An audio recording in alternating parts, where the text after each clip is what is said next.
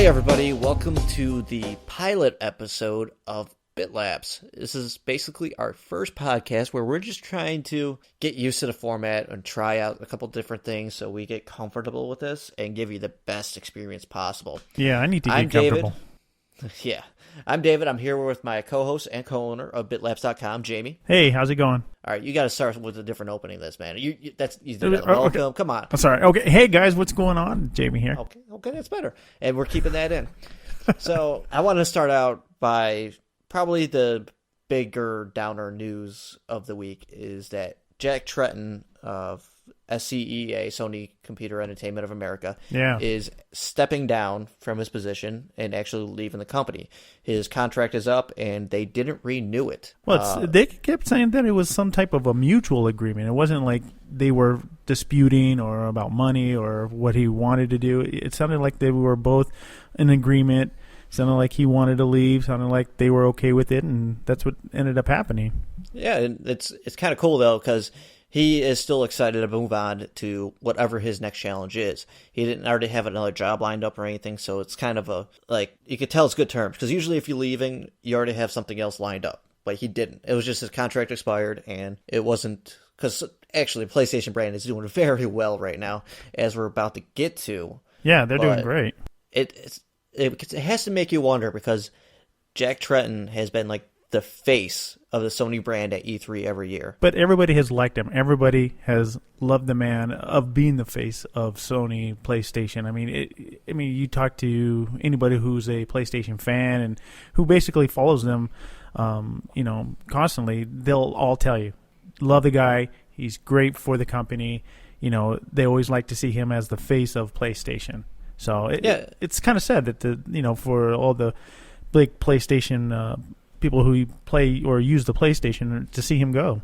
Yeah, and he's a rare case where you can tell he has a ton of money. He goes home, he smokes these big old $500 Cuban cigars and stuff, but he still gets on stage and he can relate to people as more than consumers, but as people. And that's something that Microsoft has struggled with in the past, where their higher ups get on stage and they're just all stiff and it's just not very comfortable. And that's kind of why Jack Tretton got the whole nickname of being Uncle Jack. Because everybody thinks that, hey, I have this Uncle Jack, he's rich as hell, he's over here, but he's a great guy. And I kind of want to wish him well on whatever he goes to do, because he's been kind of a nice guy and he's been a good and he won't be the Sony. And I don't honestly think this will be we won't see any more of him. I'm pretty sure whatever his endeavors are or whatever he decides to move on to, I still think it's going to be in the gaming industry. Maybe it'll be another small company that he tries to bring up. That whole thing with Microsoft and PlayStation, with PlayStation having a face like that, like you said, how Xbox has been struggling, that's what I think part of what Xbox or Microsoft needs is a face up front that the community can relate to and feel comfortable seeing and feel like, we can trust him. We know what he's going to do for us. He knows it's about for the gamers. That's what Xbox or Microsoft is needing, I think, to kind of boost up the ratings for them overall. Yeah, and we'll go to the good spot now, is that just a week ago on the PlayStation blog, they announced that PS4 has hit 6 million sales. That's huge. Which, I just did a little research afterwards, and to give you kind of a scale to go by, when the Xbox 360 launched, Microsoft was hoping to reach 10 million in a year and a month. Right. So 13 months. Right. And it's only been 5 months? Not even 5 months yet since the release of PlayStation 4. And that is huge. Not just for Sony, but just in the gaming industry in general. It shows that even though we think that there's a lot of the core gamer kind of definition changed over the last generation, and there's a lot more general consumers out there, that they're not afraid to spend money on the new hardware. And that gaming is here to be a mainstay in, it's acceptable in society. Yeah, I honestly think that too. And at the same point, with all the little hiccups that Microsoft had with a lot of the digital download stuff, I mean, that was kind of that kind of pushed people away, and then with PlayStation coming out with a little bit better hardware than the Xbox One, like you said, I think a lot of it is the huge hardware that's in the machine pushing the graphics to that higher level. That's what a lot of the gamers are looking for, as well as great gameplay. I mean, so if you got two machines, you got a cheaper price for better hardware in some essence with great gameplay, people are going to start gravitating towards that direction. Why? Cheaper. You get the same results, and they didn't feel like they were forced into buying an extra piece of hardware that they weren't really going to use. Obviously we got the Xbox One with the Kinect. You paid that extra $100. That's what we got. But on the PlayStation side, they didn't feel that way. They felt like, oh, all right, we got this. We're getting this piece of hardware, and everybody was happy. It was all on the up and up. Yeah, and another thing that they announced in that little blog post is the extra advantages of streaming on the PlayStation 4 platform. Mm-hmm. They are adding what they're calling a broadcast plus, where people that are watching the stream can interact and maybe throw a power-up down on the screen for you, or even, troll you and give you more zombies to kill. I watched the guys over at Giant Bomb play a little bit of Dead Nation, which is showing off that new feature. And it works kind of cool, but it all depends on the audience that's watching you, because it's a voting functionality. Right. You put in the chat like A or B, and you have that A or B consequence. So A is the good side effect, and the B is just more zombies. Yeah. So it's kind of cool in that aspect, that just the interaction with whoever's watching you, especially for something that's kind of confined to a single player or a couch experience. Yeah, I haven't seen it. I haven't had a chance to see that, but I mean, it depends on what people want. I mean, some people like that, some people don't. I mean, it really is just going to be the different. I don't want to call them tools, but the different things the options that each console is giving out. Same thing with Xbox One. With the whole Twitch thing. I think that's a huge thing for them as well. I mean, PlayStation 2's got it too. There's always difference between the two, but honestly, I think it's going to be great for the community. A lot of people are going to be able to sit there and watch other people play at the same time. The people who like to broadcast, they have now that ability to go ahead and broadcast what they're playing, and they have their own podcast show. That's even better for podcasters. Yeah, and it's just, you can't think it's a coincidence that Sony would announce this added feature to streaming on their platform right when a week later, like you said, Twitch streaming is coming to Xbox One at the same time as Titanfall release. And I know that you had a couple of concerns after watching Major Nelson's streaming of his Xbox One. What were those? Well, a couple concerns, or more of just what was going on. He didn't really have any bad hiccups. A lot of them looked really good. I mean, one of the good sides was that he was actually using the headset that actually came with your Xbox One, and I have to admit the sound wasn't horrible, wasn't high quality, but it was good enough to broadcast on, and you sounded great, or he sounded great, and didn't seem to falter in either way on that aspect. There was some hiccups when they were doing some broadcasting. The video went out on the Kinect.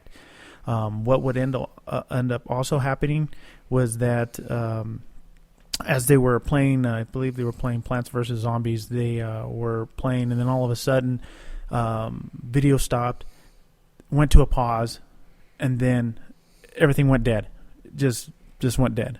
The screen went blank. It said you got the little twitch thing saying that it was offline.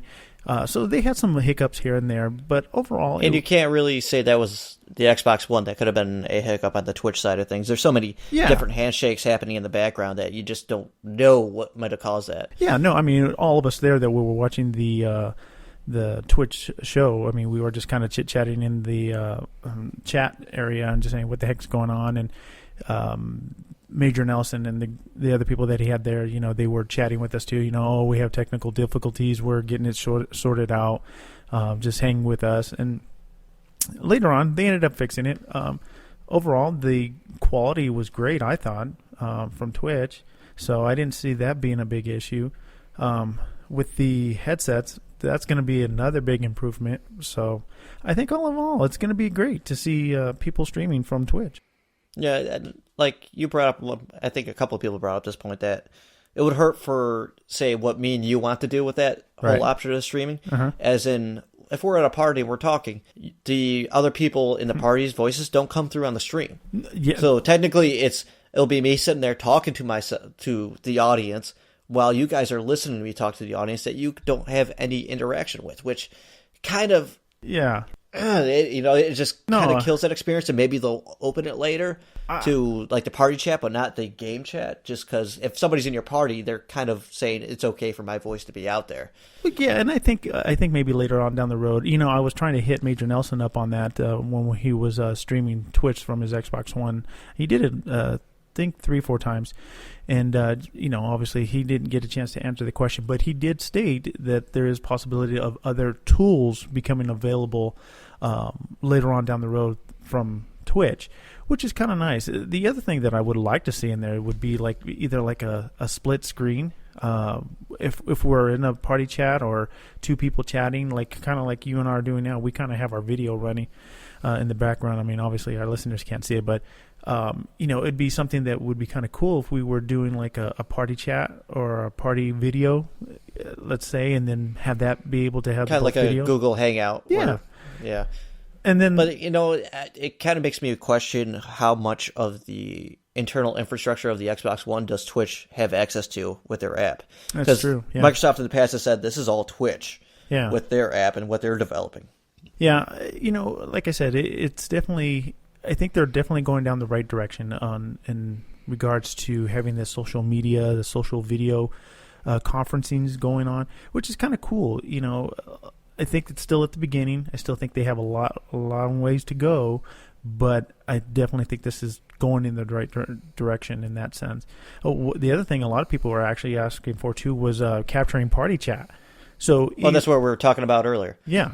I mean, to be able to have that party chat would be nice. I mean, just to be able like I said, if somebody's in your party chat, they're kind of agreeing to be vocalized on the internet as opposed to, say, the in-game chat being across the stream. Right. Well, no, I mean, they're talking straight, not just party chat. I'm talking texting chat, that you see on the right-hand side. Like if you and I were streaming and we were doing a thing with one of the developers or something, and, we wanted our people to be able to see on our screen what other people are texting. They wanted to be able to capture that text chat, and they wanted to see if there was going to be that possibility. Well, the crappy thing is, say, like you said, that scenarios we're both in a game, I'm streaming, you're not. Right.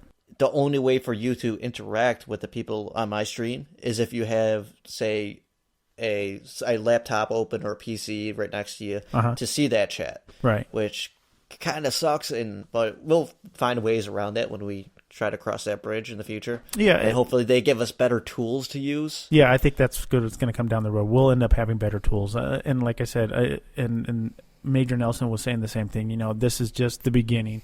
We'll see what ends up happening later on down the road. And they stated that at some point there will be better tools. So, I mean, like I said, we'll definitely see this be a... I wouldn't go as far as saying definitely, because there's never any promises with this stuff. Yeah, you got a point. You're right. There's definitely sometimes they don't come through or they hold it off or what have you. But you got a point.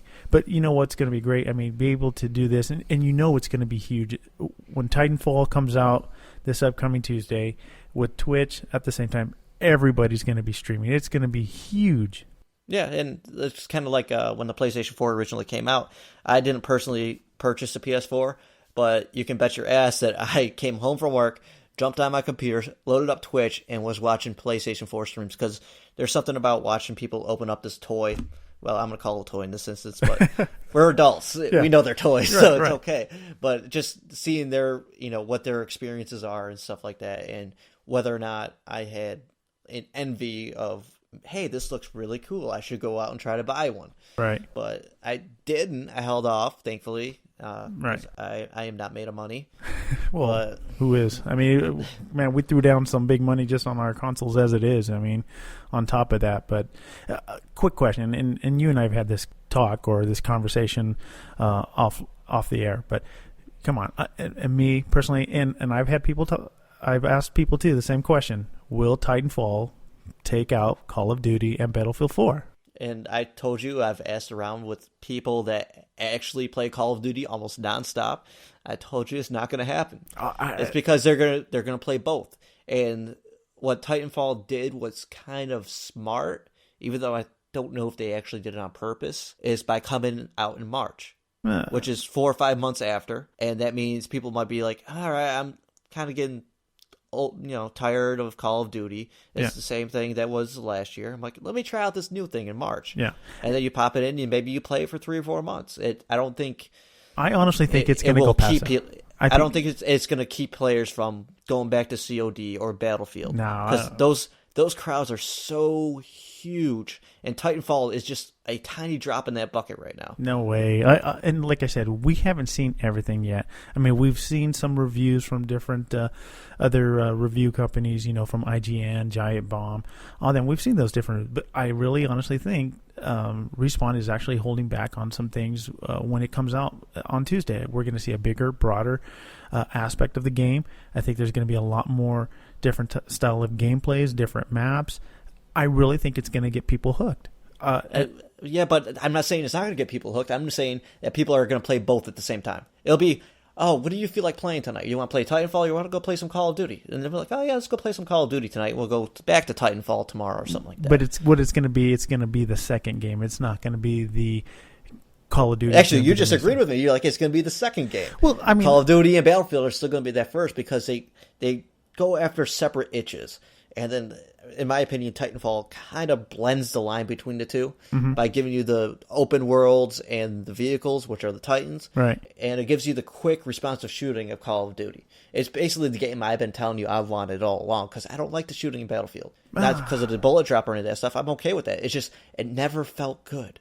Really? Call of Duty just always got that twitch for me that made it good, but I love the vehicles in Battlefield. No, I think it was the high speed, the high action. You were constantly moving. It was a faster pace game versus Battlefield. It did have its high pace game, but there was another element into the game where you had aircrafts, you had tanks, you had artillery, all the different aspects of that game, which kind of slowed down the pace because now you started strategizing about what you were going to do and how you were going to take people out. But yes, then you can just be a soldier on the field and go balls out and take out people and have that pace of what Call of Duty was. No, it couldn't do that pace because the shooting wasn't that responsive. It's the whole difference between 30 frames per second in a competitive game and 60 frames. It's a light and night thing, light and dark thing. I messed that line up. Well, I know what you mean, but it's all there, and I think what Titanfall has done or Respawn has done is I think they've taken the best of both Call of Duty and Battlefield and created this baby Titanfall and made that and those different elements.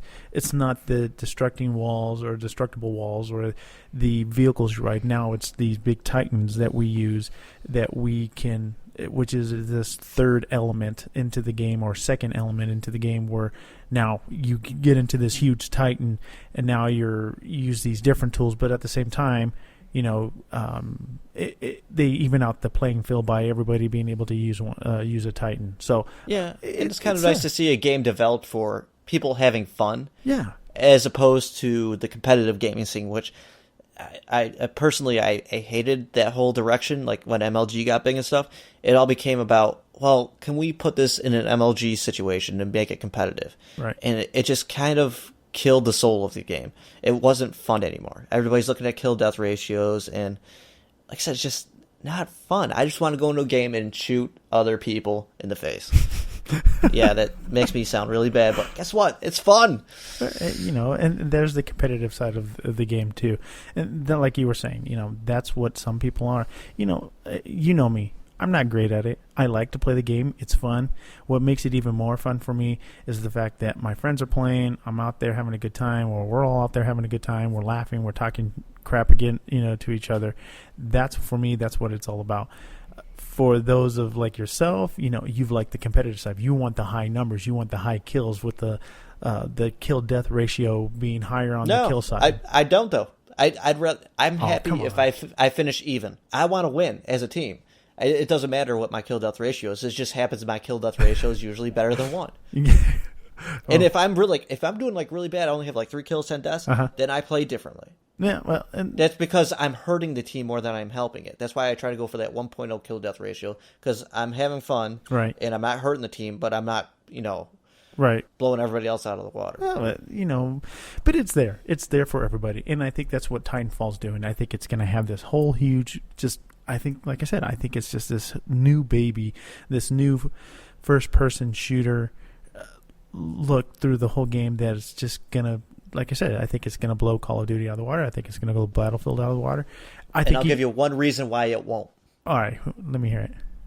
It's not on PlayStation 4 or PlayStation 3. Granted. It can't beat Call of Duty Battlefield because they have 2 extra platforms that they're on. Yeah, okay, so this game is just basically an exclusive for Xbox One. No big deal. Or PC and Xbox 360. We'll say the Microsoft platforms. Okay. Because it's only for Windows. Right. And it's only on Xboxes. So the Microsoft platform, no big deal. Yeah. Next year, it's going to go on all consoles. It's going to be on PC. It's going to be on all platforms. No, not next year. They said that this the 2 years. 2 years, you're right. I don't think it's going to be 2 years either, because Respawn has already been stuck in that 2-year cycle that they hated when they were back at Activision. I doubt they're going to do that. I think they're going to go 3 years. I'll be interested to see how many years they take before they create the next Titanfall 2. Yeah. And we got to move on to probably another game that just got announced this week. That's true, yeah. The game trailer for Batman Arkham Knight. What do you think about what you saw? You know what? It looks amazing. I've played the other Batman games. I love the... I don't even know where to begin. The graphics in itself is great. I mean, a lot of it was all mostly non-gameplay thing, but I honestly think with the hardware that's in these new consoles, I think the gameplay is going to be fantastic. Yeah, that was like one of the bigger things about this is only for next-gen consoles and PC. Right. So the Xbox 360 and the PlayStation 3, they're out of luck. They're not getting this. But... Very sad for them, but I think it's just going to be. I think this will probably be one of the better of all of the Batman games. I honestly do. Well, yeah, because Rocksteady's returning back to it. The real big surprise is it's coming out this year. Yeah, it's pretty quick. I knew they were working on it. I didn't know it was going to be this quick, and I think that's bad in a way that it's coming out this quick, because they did just release one, Arkham Origins, last year. Right. And I didn't even play that one because I wasn't very impressed with Arkham City. I thought the Arkham Asylum was the best one of the series so far. And it just seems like it keeps on watering down the series because they're just doing the same thing. It's rinse and repeat, rinse and repeat. Mm-hmm. But like I said in Arkham City, I'm like, I hated the open world traversal. And for this next one, it looks like they added the one thing that I'm okay with, and that's the Batmobile. You really like that Batmobile. I tell you what. I don't like the look of it. No. I don't think it looks very good. What are you talking about? Oh, come on. That thing looked like... It looks like the Batman and Robin. Okay, tell me. Batmobile, which is one of the fucking worst movies in the whole series. No, come on. That car totally looked like it was something from like the Lexus new... what are those... it's not a pre-made car. It's a... What are the prototype calls? Yeah, a prototype car. You know, totally prototype racers. Yeah, but it looked like it was the George Clooney Batman's car. Seriously, go look that image up right after we're done recording. Okay, I'll have to and then put it on Twitter. Dave was right about the Batmobile. That's all I'm asking. But I'm telling you that whole. I'm just glad that we have another game that is going to be developed only with better hardware in mind, so they're not forced to maybe build on an older engine, right, or take stuff out and kind of bring the attention away from the new stuff. Yeah. And saying, well, the Xbox 360 version looks like crap. Who cares? Yeah. We're getting new stuff. No, and that's pretty good. Right. And you know who, like I said, part of it, you know me, at first it was a lot about the hardware stuff. I always kept downing on the Xbox 360. It was time. It was time. We need to get to the newer hardware. We're at that newer hardware now. Now it's going to be about the gameplay, the way it's going to run, the way how fluid the game run. Honestly, I think it's going to be a great game. I think it's going to be one of the out of the 3 different ones. I think this is going to be it'll be the 4th game. Right. This will be the 4th one. I think this is going to be the better out of the 4 altogether. I really hope so, because I like Batman. Me too. I just want a game that I can go to and have fun in, and I just didn't have fun with Arkham City. Well, but we should probably go to games that have come out. Right. And we'll start with the one that we both have been playing, Plants vs. Zombies Garden Warfare. I enjoy it. I totally enjoy it. And I know you kind of have some mixed feelings about it. You feel like it's a little off on the aiming. And no, not. It seems like the engine is in it, because it uses the Frostbite 3. By DICE. And what are you going to say? It's a great engine. Well, it has its issues. The engine was not ready. And that's where I disagree. The game looks really good. I love the cartoon art style, and it has a ton of personality, but it has a lot of glitches. It has disconnection issues. I think we had a couple of those. Yeah, we had a couple. Yeah, we had a lot of those. Yeah, it wasn't especially in the garden ops spot where you lose one person and you are pretty much screwed, which kind of killed us, I think, 3 or 4 times. Right. Where we got to the boss. It was actually on wave 9 or 10 when somebody got kicked out, and there's only 11 waves. Yeah. So there's nothing we can do when we get to that wave 10 boss wave on normal difficulty. No, because we kept getting killed. I mean, you just couldn't do it alone. Yeah. I want to say it's because of the servers, the EA servers, that the latency is kind of off, and the characters that rely on ammo types that have splash damage, like the pea shooter, you can never predict what that splash damage is going to do. True. You could land one of the pea pods right next to somebody 1 second, and it doesn't do any damage to them, and you can put it there the exact same spot the next, and all of a sudden it's doing damage. It frustrates me, even though I'm trying to have fun. It's just, it gets to that point, like the Call of Duty kill cams, because of the whole thing where it tries to predict what each player is doing and then show the other people how to do it. Right. The kill cams always look like crap. Oh, yeah. On your screen, you're clearly shooting the guy, you're getting the hit markers and everything, but you watch the kill cam, none of your bullets hit him. You're like, oh, come on. Yeah. And I think that's kind of happening with Plants vs. Zombies, where, sure, I'm having fun, but when I feel like I'm being cheated because of this latency and the predictability code, I stop having fun. Well, and again, I'm not that big of a meticulous person. I mean, yeah, like I agree. Like I was the cactus one time. I was sitting there, and I know I was pegging this guy. I mean, just totally hitting this guy from, I don't know, I was down a ways, but I had my reticle right on him, and it just kept happening. I would hit him, and there is bullet drop in this too, so maybe that's why you weren't hitting him. You're just, that's another thing. It's kind of weird because of that cartoony art style. Exactly. You don't expect the realistic physics, exactly, and you never adjust your aim for it. That's what I was going to say. It's kind of off-putting. But like even when I was the cactus, and the guy is probably like 30 feet away from me, and I'm aiming at his face. Right. And I'm not getting headshots. Yeah. I just don't get it. But then I go, and then I get headshotted twice by cactus, and I'm dead. Yeah. It's just those times that I feel like I'm being cheated. Like I can die 10 times, but you earn those. They earn those kills on me, and I'm okay with that. I'm okay. But when I think that, I'm like, okay, I just did the same thing to this guy and nothing happened. It's like being in a basketball game where the refs are only calling the game one way. Right. It's just like, what else do I have to do here? Exactly. Who do I have to make out with? Well, and that's I mean, what about the zombie side? What do you think about it? Was it okay for you? Did you feel like the sides were pretty equal, or did it feel a little some more overpowered than the other? Did one side have a better advantage than the other? What did you think? The plants definitely have the advantage, all because of the sunflower. No, because you still got the scientists that can still throw down the thing. Yeah, but the thing is, the scientists can throw down the thing, but the sunflower can throw down a pot while having a healing ray that can go the entire time. That's a very strong thing. You remember when we got wiped out on that one map? There was 2 or 3 sunflowers all in one area, right? They were helping each other out, yeah, and we couldn't do anything. Yeah, because our team wouldn't work together, and Like, we have to kill the flowers first, of the healers.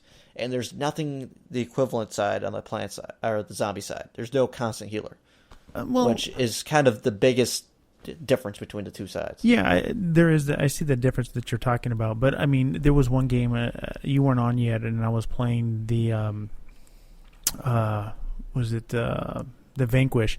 And literally, when we were on when I was on the zombie side, I had two scientists, and they were working together with me. It was great. I mean, I was going ahead. They were dropping down. I don't even know what it is. I want to say it's like a blender that puts out health. Oh, but like I said, the equivalent is the sunflower with its third ability that drops down a flower pot. Right. They have that same thing, but they don't have a healing rate. It just frustrates me. Yeah, I have to agree. Overall, to me, the game Plants vs. Zombie Garden Warfare, it was just an interim game till Titanfall comes out. It's a great game. I'm still playing the game. You and I are both still playing. I mean, we still find time to play that game. And obviously, when Titanfall comes out, we'll definitely be switching over to that. But at some point, I'll probably end up going back to it and playing it still. It's just one of those interim games that, it takes away from all the stress or the high...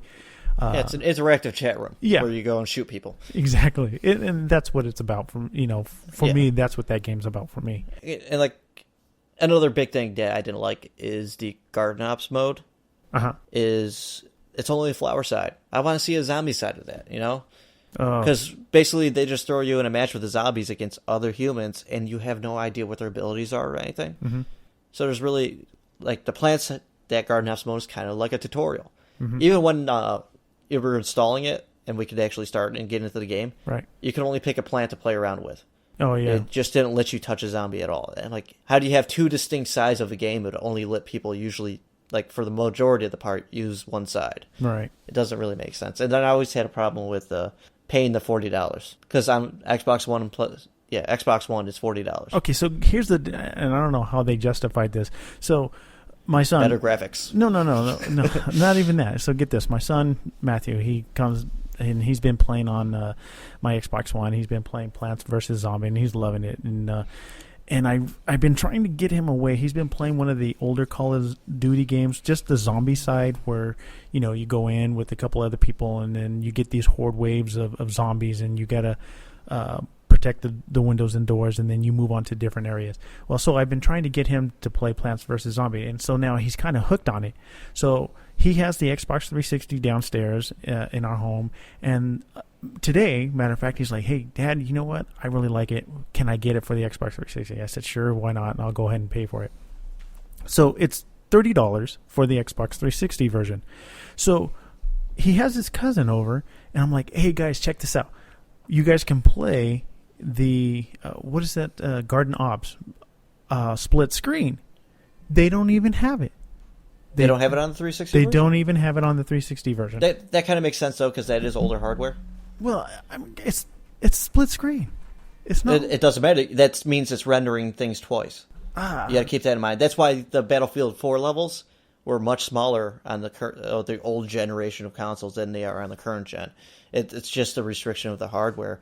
But it's kind of crappy that you start with the Xbox One version creating one standard, then you drop down and not actually think about it. Yeah, but I mean, why would you get rid of the split screen? I mean, whether it's different consoles, it's not getting rid of it. Like it couldn't handle it. The system can't handle it. So I that's disagree. Probably why they didn't put it. I disagree. I mean, it's really? Because you were just saying that the Xbox 360 had its time, and now they're trying to use a 2014 engine to render two things on the screen at once. No, come on, it's cartoon.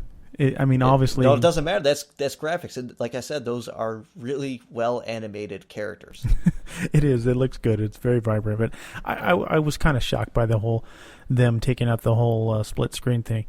Well, the killer... Like, here's a better comparison about the $40-$30 thing. Yeah. Battlefield 4, how much was it on Xbox 360? I don't remember, honestly. $60, because it's a full retail game. Right. How much was that same game on Xbox One? $60. $60, exactly. Same game, same engine, and they're charging two different damn things. And that's where I kind of lose you. I understand it's different. Why do we have to pay $10 more for the same game? I don't know. I think for the split screen that I'll never use. Yeah, but it was there for, like I said, why would you change it? It's silly. No, I'm not arguing that part. I'm arguing the price, the $30 to $40. Oh, I don't know. Honestly, they both should have been $30. Well, maybe they thought that's what the $10 difference was for the split screen. I can see how they're trying a new model out, right? Where like all those card packs, those are just yelling at me that that's gonna be microtransactions in the future. The card packs. Okay. But it seems like they're trying. Hey, at this first wave, we're just gonna put these games out full price, and the people that buy them, great. And then once the popularity drops down, hey, let's cut the price of the game in half, but start charging microtransactions for the cards to make up the difference. Right. And I can easily see that happening in the future, which I'm not sure if I entirely agree on that model. Well, like I said, we'll see what ends up happening. It's going to go microtransaction. So, I mean, some people, it's like me. Okay, well, let's talk about Hearthstone just for a quick moment. What did I just do last night? Oh, you mean when I yelled at you for spending money on a game you don't play enough? Yeah, that one. You're what they're called a whale. And that's not because you're a big guy. That's because you just keep on spending money on things you'll never play. That's not true. I will play it, and I will play more of it. Point being was that... When did you finish Max in the Magic Monkey? Let's not discuss that. We're not there yet. We're not discussing... Let's see, what other games you got? No, that's the only game that I haven't finished yet on the Xbox One anyways. Okay. My point being is that you get to a point where it's like, okay, you're playing the game, and then all of a sudden, okay, I'm keep getting my ass kicked, and I'm tired of getting my ass kicked. I'm not asking to pay to win. I'm asking, give me some more cards so that I can play with, that I can have some variety. Okay, that's where I was at that. Same thing with Plants vs. Zombies. You're going to keep playing. People want the different variety. Some people don't want to call you out again, though. Well, you're saying you want variety, but you mainly only use 2 characters in Hearthstone. The variety is in the amount of characters. True, but again, going back to the same thing with Plants vs. Zombie. You guys can't see this, but I'm pumping my fist because I'm right for once. Whatever. My point being is that there's going to become a point where people don't want to have to spend hours and hours and hours and hours to get, for Plants vs. Zombie, to get the cactus, or I can't, which one that throws, I think it's the pea shooter that can throw fire or shoot fire. Once you get hit, the guy turns on fire. That to me is like, some people want to say, okay, I'm going to buy some card packs to see if I can get to those. I want to get to those different levels. It's all there for everybody. You have the option to pay for it, or you don't want to have to pay for it. Yeah, but then you put the time also in. It makes me feel worse about spending 40 hours in something to earn a upgrade or new character, as opposed to somebody that just comes in and then plops down another $20. That kind of kills the whole process of earning that. Right. Kind of like the Diablo 3 auction house.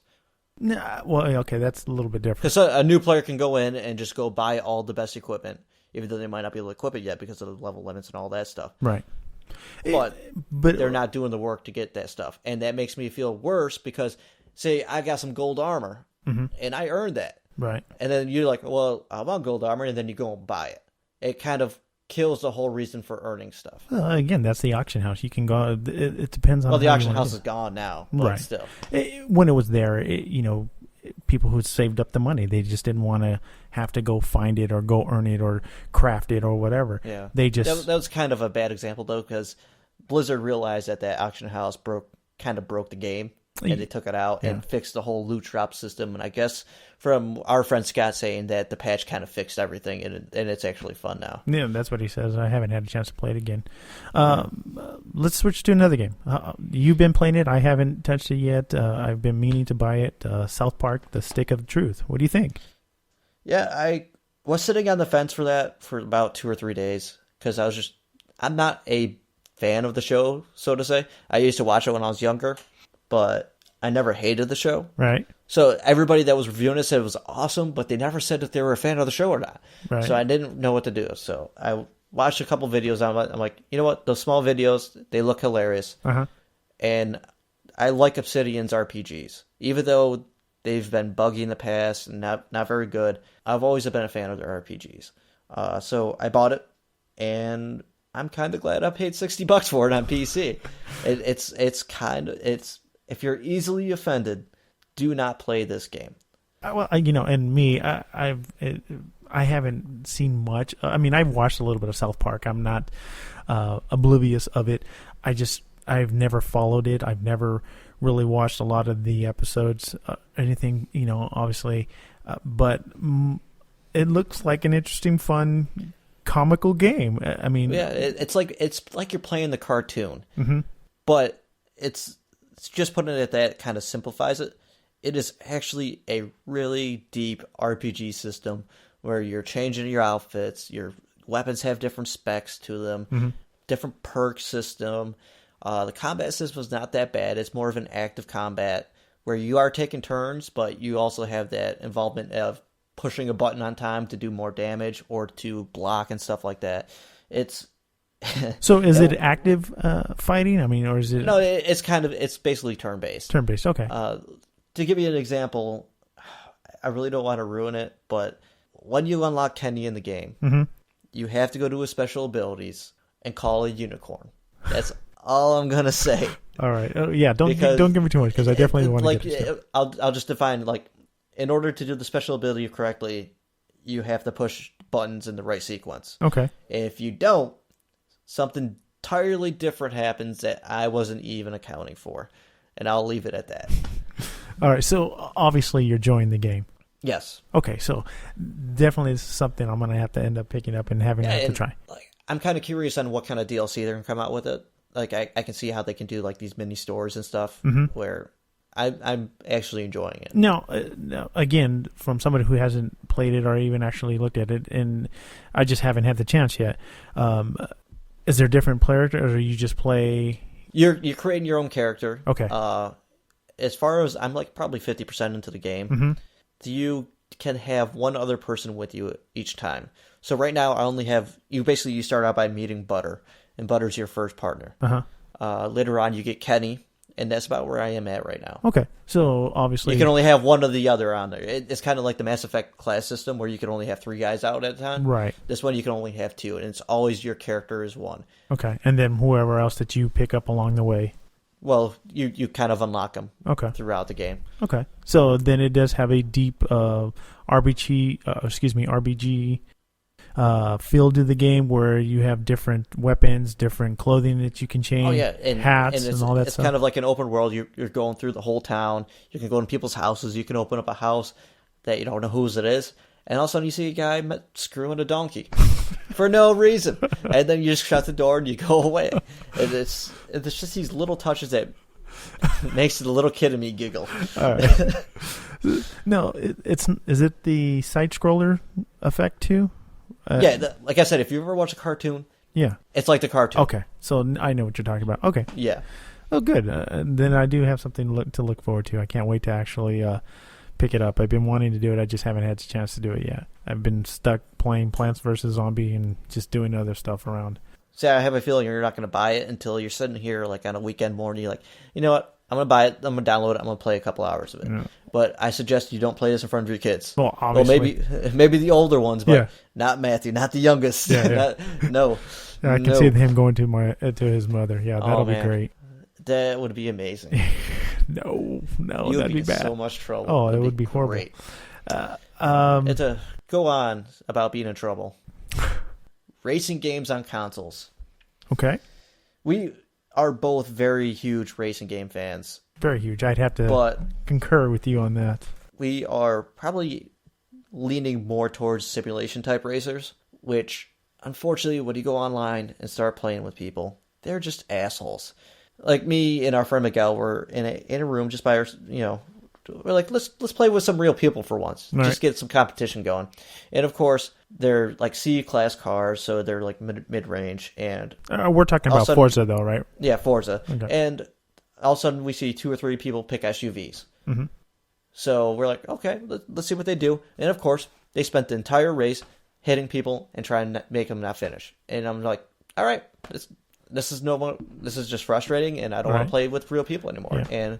And that's where, this is where I kind of get, and I tried not to get too in depth about this, but this is where me coming from, and I don't mind saying that I'm from iRacing. I definitely like iRacing, and I've also played all the different Forza games as well as other console simulation games. Dealing with the games that basically say that they are sims. Okay, Forza, I like Forza. It's a great game. But to me, it is not a true sim. See, now we're going to save this argument for another episode. Yeah, because it will go on forever. Because we could go a whole episode on why this is a sim, right? Why it's difficult to be in a sim. But there's two different things, right? But so don't go that direction. Go to what you really want to say is so the audience on consoles right. ruin multiplayer simulation racing games. Exactly, and why they ruin it is because of the fact is that I really think that we need to separate them. Not saying that everybody's a great driver or bad driver. We just need to have some type of system that's in place that basically breaks down the players that just want to fool around and just not really care to those who enjoy the racing game, who want to have clean races. Yeah, because like you said, they're not technically bad racers because, you know what, I'm fine racing with bad racers because that means I'm going to win. But you can tell when somebody is just being an asshole and running you off the road. It's kind of like you're driving in real life. You can tell when somebody's being an asshole and being, right. With road rage and stuff. Right. And you can tell when they're just not paying attention, which kind of sucks too. Right. But it's just really frustrating because I want that competition. I want to be able to get better. Right. But it's just that community doesn't. In order to get what we want from that, we have to go join a forum, find a group of like-minded people that don't want to ruin other people's days. Yeah, and that's like you said, it's all about being the like-minded. I mean, you and I, we love to race. We have a good time. And what irritates us the most is that some guy just decides to, either he's in last place or he started off wrong or just had an all-around start off of a bad race. So he starts dicking off and having issues and starts hitting people just because he had a bad race. You know what? Suck it up. You lost. You're going to lose. You let the race go on.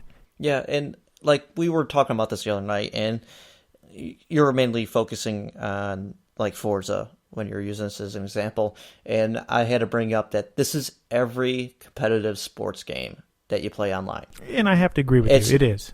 If people don't like the way things going, they rage quit. Right. Or they make the experience as poor as possible for you by like pausing every 30 seconds or something like that. Mm-hmm. And it's just, like we said in our welcome message, I'm sick of the assholes. Right. Let's get back to the people that want to have fun. And that's what it's not about. At the cost of other people's fun. Right. And you know what? If you're going to rage quit, fine. Just get off the course, fine. And then yeah, but that's okay in racing games. Yeah. But when you're playing like a one-on-one game of Madden, it's not a hit that kills it. Right. Like, if that happens to me, and that's why I don't really play sports games online anymore. Well, just like... Because of that. Yeah. Because people quit. And then I'm like, why am I even wasting my time? I wasted 40 minutes in a Madden match because somebody quit. And then it doesn't even count as a win for me for another couple of days. And what about pointless. NBA 2K14? I mean, we'd go in and we tried to play. I mean, besides their server issues that they had on top of that. That's a totally different issue. Right. I mean, besides that, we go back. That's not people being assholes. That's just but we can get into a cool and innovative system that wasn't thought out properly. Right. But my point being is that what if, when we get into where we're doing a 3-on-3 or a 5-on-5, we go in there, we start playing. I've had it. I don't know if you had it. I was doing it was a 2-on-2. This guy ends up leaving, rage quitting because he was having a bad shots. He couldn't make a single basket. So he quit in the middle of our game. And so I was stuck there. And what happens to the server? It locks up. I'm standing in the middle of the court, can't get off the court, waiting for the game to... Yeah, and I couldn't get on with you because it was basically locked. Right. But like I said, that's a consequence of that. But I mean, server system side stuff. And that comes back to the whole rage quitting type of thing. That rage quitting in sports games like that, it really ruins the whole game experience or the multiplayer playing experience. In regards to racing, I just really think that there just needs to be some type of system in place. And most racing games. And again, when I just mean racing games, I'm talking simulation racing games. I don't care if it's we need to separate them. So if we're talking sims, there needs to be beyond an honor system. The honor system just does not work. You go in. Yeah, we need like a system that keeps track of number of incidences, right, out of players, like say hitting a car, right, or going off the track, like cutting corners and stuff, right, and then apply it in a way, say, that Killer Instinct does it.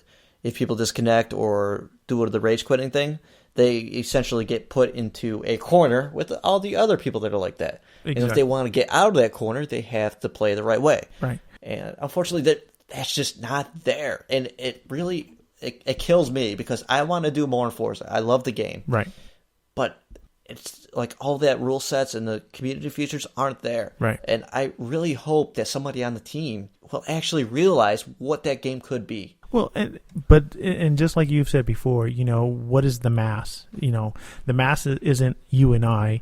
The mass is those who like to just enjoy the game, have fun, and not have the rules in place. When you and I race, we kind of set our own rules in our own head, and that is like, okay, we're going to have clean races, we're going to have fun, we're going to laugh. You're going to pass me, okay, so you pass me on the left. Yeah, I think it's just more rewarding to pass somebody without hitting them. Right. Because it makes me feel good, and it makes you feel bad, but I earned that. And then exactly. If on the other side, if somebody comes up and like, I call it the padded wall technique, where somebody's on the outside of a turn and you come inside and you hit them and bounce off them and get the better turn. Exactly. And sure, the guy that did the padded wall is probably laughing his ass off because he just hit you off the track. Right. But it ruined your experience. Yeah. And that's nobody would do that in real life. If somebody did that to me in real life, I would get out of my car. I'll be sitting there waiting for him in the pit lane. I'd be like, I'm going to punch him right in the face. Yeah, like I said, that's like I said, we can get into a lot about racing, sim races. Now, I can't wait for Project Cars to come out. I can't wait for some of the other games that are coming for the other one that for PC that we were just talking about, World of Speed, also from was it Medley? I always forget their name. The studio, Slightly Mad Studios. Slightly Mad Studios. So they actually have a couple games coming out. One specifically for PC, and Project Cars coming out for all the next-gen consoles as well as PC. Yeah, what excites me about World of Speed is it reminds me of Project Gotham Racing, which... But see, and those games are meant to have fun. Were awesome. And crash and have fun. You know what? Well, no, not really. Those weren't about crashing. Those were about driving with style. And having fun, though. But we're not set on a racetrack, we're trying to get a best lap time, or we're trying to be competitive in drafting and all that stuff. This is World of Speed is going to be more of the open world, sandbox type of world where you're on the city streets and you're doing different achievements. That's cool. And that's the difference between the different types of gameplays that we're talking about. You know what?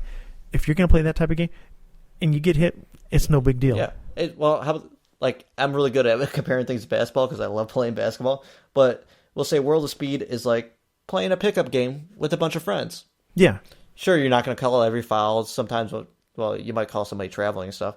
Or compare that to a actually officiated game. Right. A basketball game. It's two totally different things. Right. And unfortunately, there's no officials in online simulation races on consoles. Right. And, you're excited for Project Cars. But like I was saying, if you're going to get it for Xbox One, sure, it's going to be us racing again. Mm-hmm. But there's still going to be those assholes out there trying to ruin our time. Well, and like I said, that comes into a play where a system needs to be put into place. And, what's nice about Project Cars, it's crowdfunded. They started off with PC. They're still working on it. Hopefully... If I get a chance, it's not even just crowdfunded; it's crowdsourced. A lot of people from the crowds are actually doing some of the work on the game, helping them out. And that's awesome. And hopefully, maybe one will be smart enough and say, "Hey, look, you know what? This is great play. It's great, awesome, but we need to have some type of system in play that, you know what? We got these type of players here who want to play and want to." And have these nice, good, clean races and try to have nice lap times and all that stuff. We need to have some type of system in place. And maybe that might happen. Don't know. But again, with the hardware, before it used to be, the games look nice. But now almost every sim racing games, they all look gorgeous. The cars look great. They model them really great.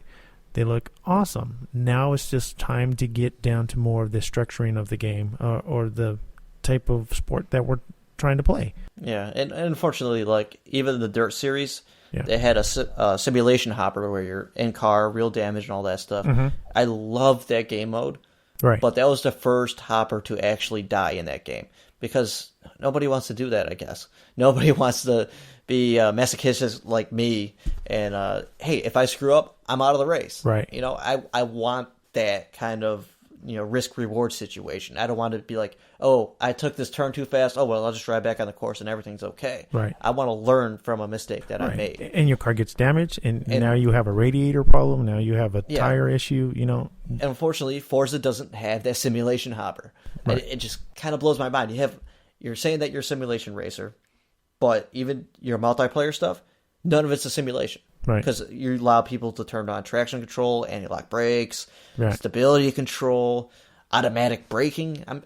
I'm okay with trying to make it more accessible because cars are awesome, Right. and everybody should be able to mess around with them. Right. But at least give people like me and Jamie a chance to race with like-minded individuals. But you don't even do it, and it kind of sucks. And it's just like I was talking before. At some point, they're going to have to allow us to create our own rooms and to be able to invite who we want. Well, we can already do that. It's just we can't open it to the public, Right. like in the last Forza, to let people randomly join. Exactly. But even then, there's also the risk of bringing in people that don't want to do that. But at least we have the option to kick them. Yeah, and like I said, it's us controlling our own room. You know, if we have somebody who says he's like us and then starts acting like an idiot, boom, we kick him out. He's done. You know, that's the control or the system that needs to be somewhat in place. You know, you can still have that other side of it all, but give us the hardcore people or the people that enjoy the game in that other aspect of the simulation side. Give us that part. Yeah. You know, Just give us an option to do it. Right. That's all we're asking, but nobody wants to hear us. Of course not. And maybe we just have to go into the Forza forums and start being more vocal or something like that and try to get a following. Yeah. But I don't know what else we can do besides that. No, And you got a point. it kind of sucks. And like we said, we'll all say down the road. I mean, some great simulation games, some great regular arcade racing games are coming out too. I'm excited for a lot of that coming out the next couple of years. So we'll see. That's all we can do. Yeah. And let's move on to our last topic for the show. I like the segment. I called it In the Movies. Yeah, I don't really like that. Oh, it's wrong. it's a little segment. It's something different. Yeah, but I want to put DUH for duh. But anyways, Seth Rogen and Adam Goldberg are writing and directing a movie called Console Wars. They basically bought the rights to this book that will be coming out soon. Basically, it goes to talk about when Sega was just starting to come up and compete with Nintendo, who was a powerhouse at the time. And well, Sega was barely they were anything. They were nothing. Yeah, they were just tiny. They started out with nothing. And you might remember the commercials like I do. No. The Sega commercials. I don't know what you're talking Sega about. Genesis does what Nintendo don't. Right. Yeah. Yeah.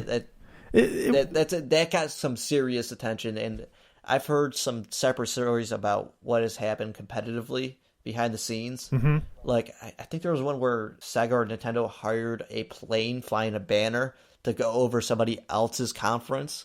I remember that, yeah. You know, and I think Seth Rogen, even though he's known for his comedic efforts, mm-hmm. I think he is in touch with this kind of side of the industry. Well, he's a gamer. I hate saying that because everyone's like, oh yeah, I'm a gamer, but are they really? Actually, are they really? Seth Rogen, and to kind of sidebar that a little bit, Seth Rogen, he was actually on, we were talking about the late night shows, he was on Jimmy Fallon, and Jimmy Fallon's also a huge gamer as well. They were sitting there and they were talking about games, so he definitely does play, and he was talking about, God, I can't remember what game he was talking about. Anyways, point being was that he was talking about this game and how much he loved it. And, hey, so do you remember the VGAs? Yeah. You remember how awful Joel McHale is? Yeah. He's a gamer. That's all I'm saying. Anybody can come out there and say they're a gamer, but honestly, my niece could come up and say she's a gamer, but I know she is because she puts the time into it, right. And she's actually good at it. It's true. Which is kind of scary that she's only 10 and she's really good at video games right. already, but I love her. But I'm just saying that because Seth Rogen, I think, will pay the proper respect to, sure, this is going to be a good movie, as in it's not going to be off, like, jump the shark, stupid, funny, no. But I think he'll be able to find the funny points in the serious story side of things. Well, and basically they've had interviewed over 200 people that were actually former Sega and Nintendo employees. So, I mean, you're definitely going to hear from the employees and on both sides, the goods and the bads, and how the crazy stuff that happened. Right, which the console I'm more war. interested in than anything. Yeah. I mean, the guy, what's his name? Tom Kalinske, he was the one who actually came into Sega, basically who was, the company was very small, very tiny, put out a couple of games, wasn't as big. He was this person who came in, took over Sega, and literally made Sega what it was back in the 90s. I mean, it was a huge console, or a huge company at that time when Tom Kalinske ended up taking it over. But, there was this huge uphill battle that they had to go against Nintendo. Like you said, a lot of those rivalry stuff, it always went especially down. Back then, where things were a little bit more lenient Uh-huh. and doing the stupid stuff. Like, seriously, like, we have been able to see Microsoft challenging Sony, who was the juggernaut. Kind of the same story. Yeah. But Microsoft was a juggernaut on its own for the software and stuff, but I don't see those two sides actually trading jabs, except for this past year where Sony started doing it. Well, with yeah. the whole how to share a game and all that stuff. But before that, I never really felt like they were going at each other's jugulars like Sega and Nintendo were doing back in the day. Yeah, I mean, Microsoft, they were in their own right, like you said. I mean, they had the funding, they had the money behind it, and then decided to get into the gaming industry and were able to come up with not a single problem. But, I mean, you had Sega, who was literally, they were almost broke. They were just going to quit because they just didn't have the funding. They didn't have the right people in place.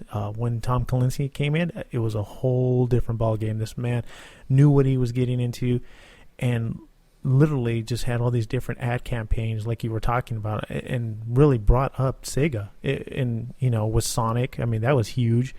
Everybody loved Sonic. It was really like that Sonic against Mario type of deal all the time. It was always Sonic doing something, and Mario, and Nintendo with Mario doing something. Yeah, because Sonic was supposed to be the edgy right version of Mario. Yeah. But and another thing that makes me kind of positive about this movie is Adam Goldberg actually did the Moneyball movie. That's right. Which is kind of cool, because if you think about it, Jonah Hill was in it, who's also known as like one of the Seth Rogen buddies. Right. That's always in comedies and stuff. But he actually played a decent, solid, like, serious role. Right. So, like I said, if they apply that Moneyball equation to Console Wars, I'm sold. I'll go see it. Yeah, me too. I think I think I'll go see it. Just the fact I wanted to see how well Seth Rogen and Adam do putting this or directing this movie. I know the story. I've read the story, but I really like to see it in the eyes of Seth Rogen and Adam Goldberg. I think they're going to do a great job. Well, you don't really know the story yet. You just heard all the things because that book isn't out yet. Right, but what we have read so far of what they're looking at, and yeah, that's only the tip. Yeah, exactly. Of the iceberg, basically. Right. It's just going to be interesting to see all the dirt that went down right in the background. So, it definitely going to be a great movie. So, if you guys get a chance, when that definitely does come out, I don't think they've released any type of date or when that's supposed to come they out. basically optioned it and said that everything is interested. They got a director, they got a writer and all that stuff. Right. A screenplay writer. So, hopefully, I'm going to guess like 2015, 2016. Yeah. I don't think it's going to be a very high production kind of movie, not needing the high budgets and all that stuff. But we'll see how that turns out. Yeah, I'll definitely wait. I'm interested to see it. So, and with that, I am sad to say that we're going to bring this episode to a close. It is, but hey, I think it was a great episode. For our first pilot / first episode, I think we did great. Hey, simmer down there, Junior. You sound a little full of yourself. No. We didn't even edit this or anything yet. It'll be fun. Seriously, thank you all for listening, and hopefully you join us next time. Yeah, thanks a lot, guys, and hope to see you guys, or hope you guys listen to us next time, and we'll give you guys a little bit more information about our website more as we continue to keep working on it. See you guys later.